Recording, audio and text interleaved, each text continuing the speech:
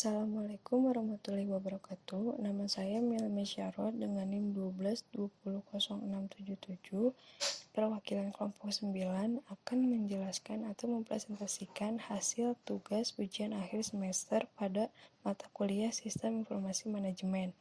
Di sini saya membuat proposal Sistem Informasi Manajemen dengan judul Thrift-In atau aplikasi penjualan barang bekas berbasis web.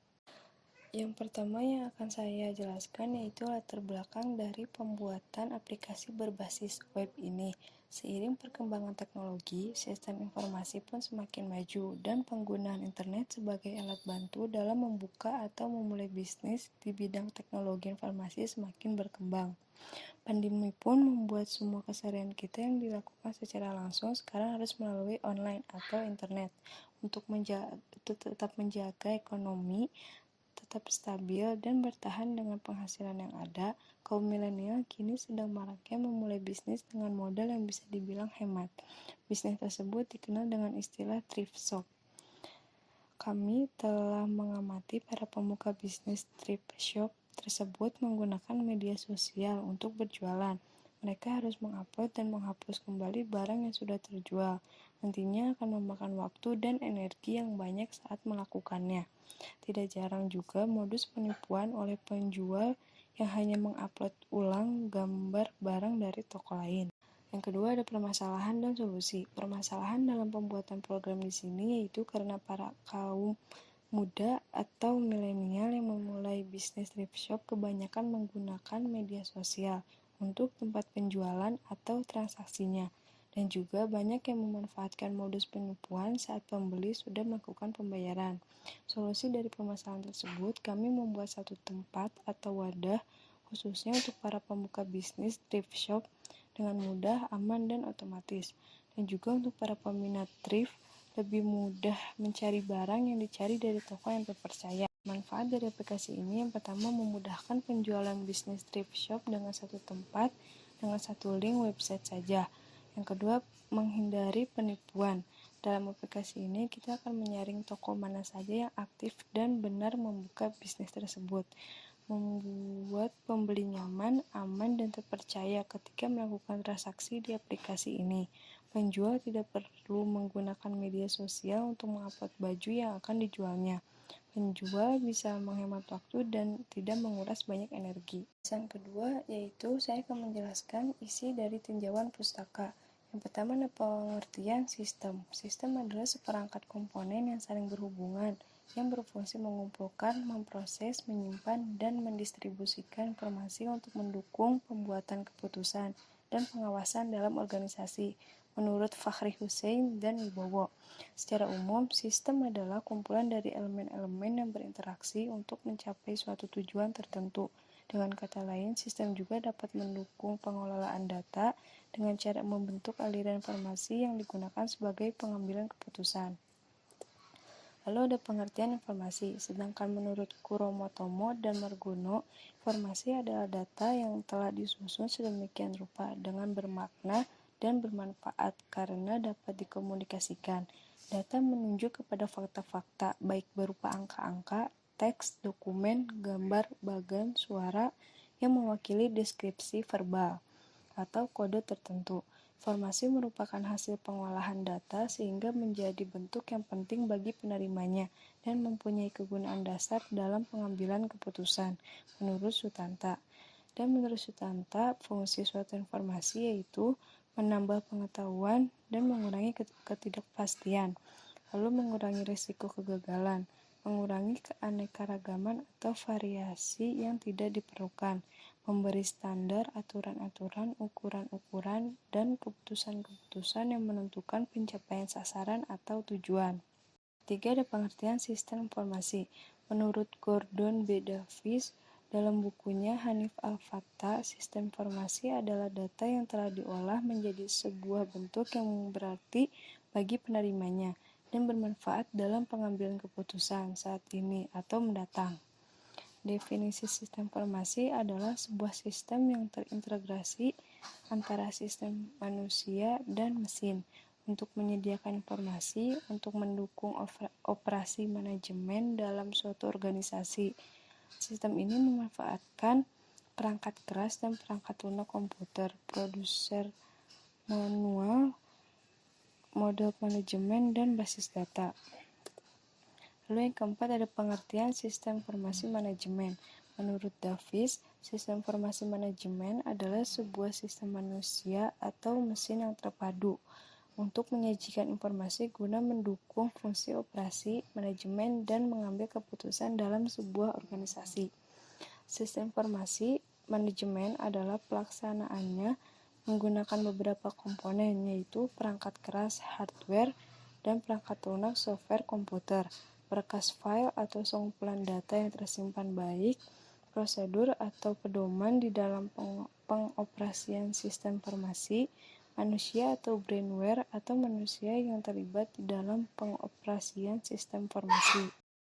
Yang kelima ada pengertian web. Menurut Abdullah dalam saat, website atau web adalah sekumpulan halaman yang terdiri dari beberapa halaman yang berisi informasi dalam bentuk data digital, baik berupa teks, gambar, video, audio, dan animasi lainnya yang disediakan melalui jalur koneksi internet.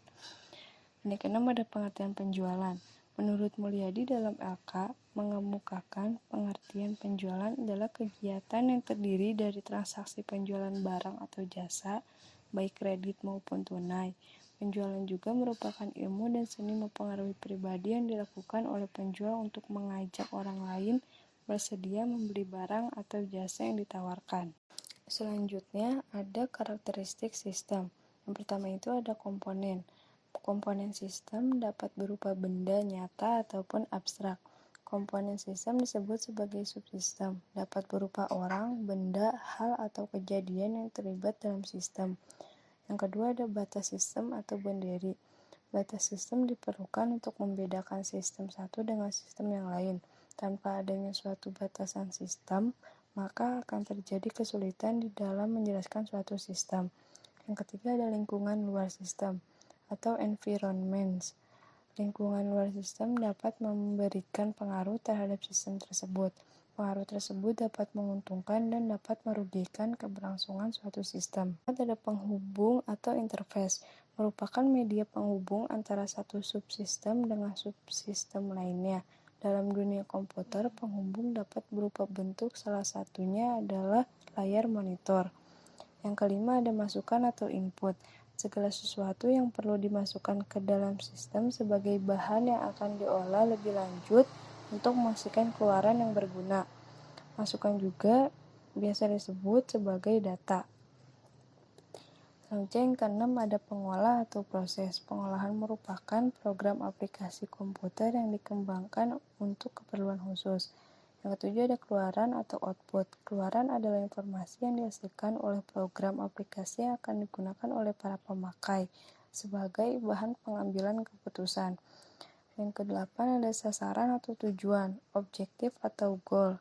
Tujuan merupakan kondisi atau hasil akhir yang ingin dicapai oleh sistem dalam jangka waktu panjang.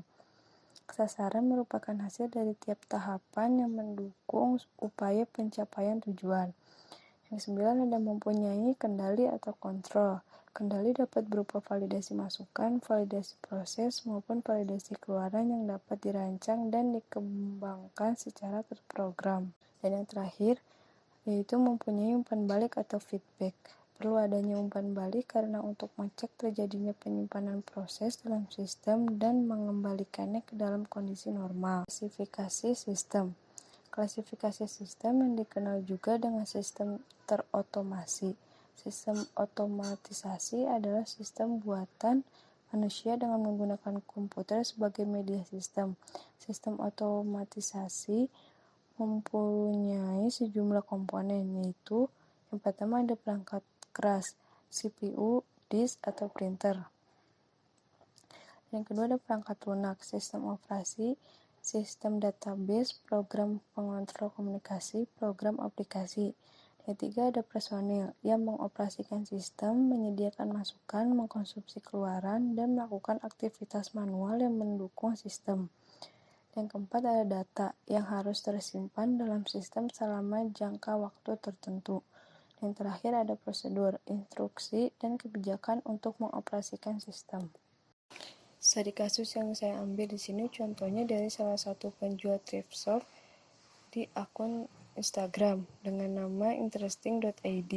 Di sini penjual mengupload foto atau gambar dari barang yang dijualnya yang berupa jaket dengan model beberapa foto. Kemudian dengan keterangan panjang seperti ini, ada kode barang, ada ukuran barang, harga barang, dan cara untuk mengordernya. Lalu ketika barang ini sudah terjual, penjual akan mengganti keterangan tersebut dengan keterangan sold out atau sudah terjual.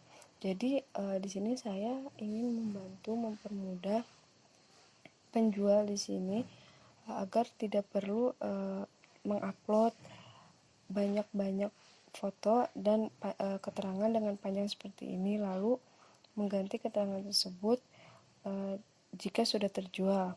Jadi di sini ketika nanti di aplikasi ini ketika penjual mengupload foto, nama barang, harga barang, dan deskripsi barang, lalu ketika barang itu terjual, penjual tidak usah menghapusnya karena akan terhapus otomatis oleh sistem. Di sini ada activity diagram aplikasi Thriftin. Pada activity diagram yang pertama di sini ada daftar akun. Daftar akun di sini saya membuat dua, yaitu yang pertama penjual dan yang kedua pembeli. Penjual di sini yang pertama ada start, kemudian memasukkan nama toko, memasukkan nama admin, memasukkan email atau nomor handphone, membuat password, lalu ketik lanjut. Lalu di sini langsung ke konfirmasi password dan divalidasi. Jika sama atau benar, sistem akan menyimpan data penjual, lalu memberitahu bahwa pendaftaran berhasil sebagai penjual. Lalu yang kedua ada pembeli. Di sini pembeli pertama itu ada start, kemudian memasukkan nama lengkap, memasukkan email atau nomor handphone, membuat password, kemudian klik lanjut. Nah, untuk memasukkan konfirmasi password, lalu divalidasi. Jika sama dengan membuat password atau jika benar, sistem akan menyimpan data pembeli dan memberitahu bahwa pendaftaran sebagai pembeli berhasil. Selanjutnya di sini ada activity diagram login. Yang pertama untuk login, penjual dan pembeli di sini sama dengan start, kemudian memasukkan nama admin jika penjual dan memasukkan nama pembeli jika daftar sebagai pembeli, kemudian masukkan password dan klik masuk, kemudian divalidasi. Jika ya, akan langsung menampilkan menu utama. Jika password salah atau username salah, akan dikembalikan mengoreksi apakah password atau nama yang dimasukkan itu benar. Selanjutnya di sini ada activity diagram untuk pembeli melakukan pemesanan dan transaksi. Yang pertama di sini start, kemudian login, divalidasi. Jika ada kesalahan atau tidak sama dengan data, maka akan dikembalikan pada halaman login. Jika divalidasi data sama atau benar, dimasukkan pada halaman menu. Pada halaman menu di sini akan ditampilkan beberapa produk terbaru dari beberapa toko yang mengupload atau menjual produk-produk baru. Kemudian ada kolom pencarian toko untuk mencari nama toko kemana yang akan dipilih, beli barang yang dibeli, kemudian memesan barang dan diproses pemesanan pada penjual. Kemudian dilakukan transaksi dengan sistem transaksi berhasil, penjual akan mendapat konfirmasi pembayaran selesai. Lalu untuk pembeli pesanan akan disiapkan atau sedang disiapkan. Selanjutnya ada activity diagram untuk penjual melakukan upload barang yang tersedia. Yang pertama itu ada start, kemudian login, divalidasi. Jika data yang dimasukkan ada kesalahan atau tidak sama, akan dikembalikan pada halaman login. Dan jika validasi data yang dimasukkan itu benar, akan langsung diarahkan pada halaman menu. Lalu penjual untuk mengupload barang akan membuka menu barang, lalu mengklik fitur upload barang, kemudian memasukkan foto, nama, dan harga barang.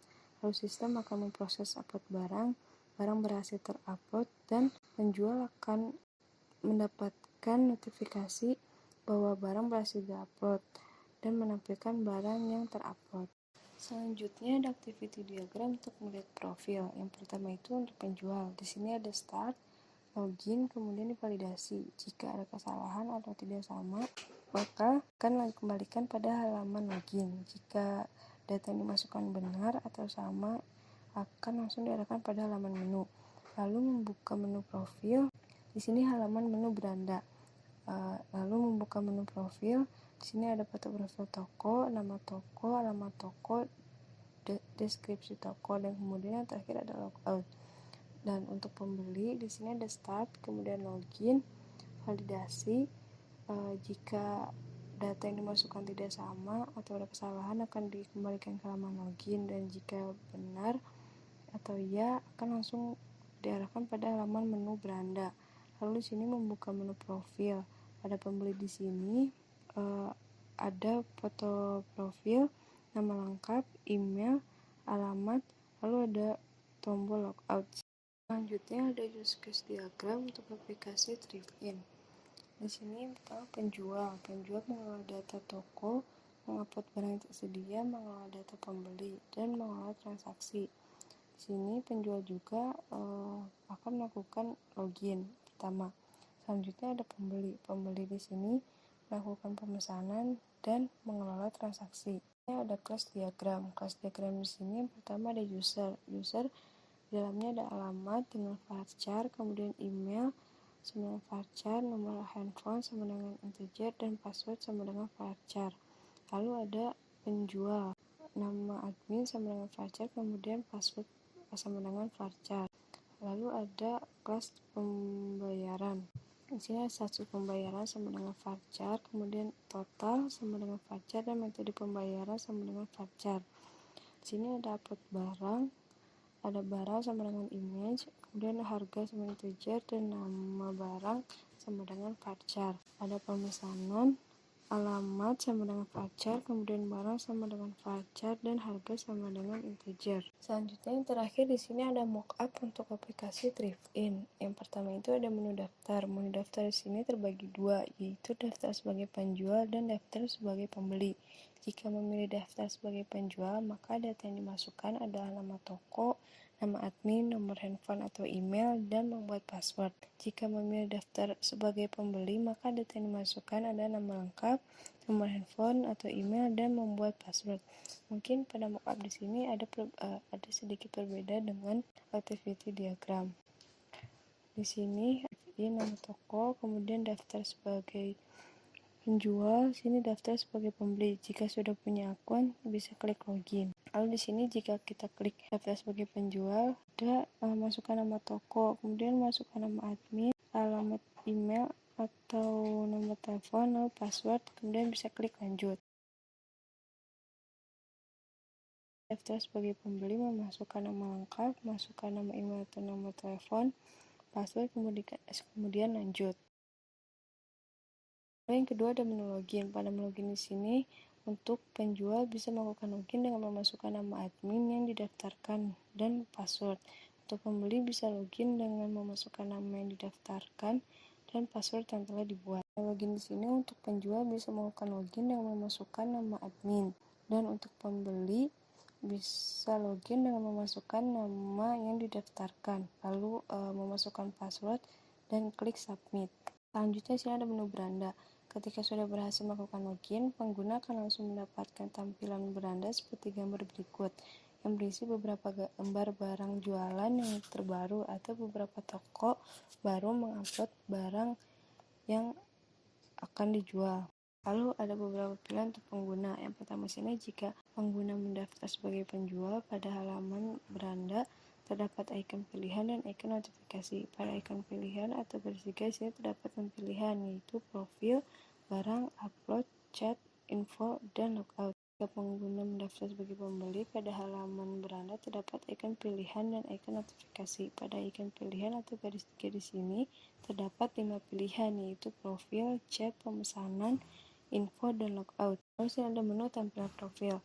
Di sini gambar samping ini adalah menu profil untuk pembeli yang berisi foto profil, nama pengguna, email atau nomor handphone. Boleh diisi salah satu, dan alamat. Jadi ketika nanti sudah mendaftar, untuk melengkapi profil di sini bisa menambahkan foto, kemudian nama penggunanya, email atau nomor handphone, dan alamat. Gambar di samping adalah menu profil untuk penjual yang berisi foto profil, nama toko, deskripsi toko, nama admin, email atau nomor handphone. Boleh diisi salah satu dan alamat. Selanjutnya ada tampilan menu upload barang. Untuk penjual di sini, itu untuk penjual yang akan mengupload barang yang dijualnya dengan memasukkan gambar barang, nama barang, harga barang, dan deskripsi barang. Lalu ketika semua sudah diisi, bisa diklik tombol upload. Jika ingin memasukkan gambar, bisa klik masukkan gambar barang, kemudian memasukkan nama barang, harga barang, dan sini deskripsi barang. Lalu jika sudah semua terisi, bisa mengklik tombol upload sini. Ada tampilan menu pemesanan. Gambar di samping adalah menu pemesanan untuk pembeli. Contohnya pada gambar tersebut, pembeli sudah membeli barang yang akan dipesan. Ketika sudah benar, pembeli bisa mengklik tombol checkout. Yang dari saya, kurang lebihnya mohon maaf. Assalamualaikum warahmatullahi wabarakatuh. Terima kasih.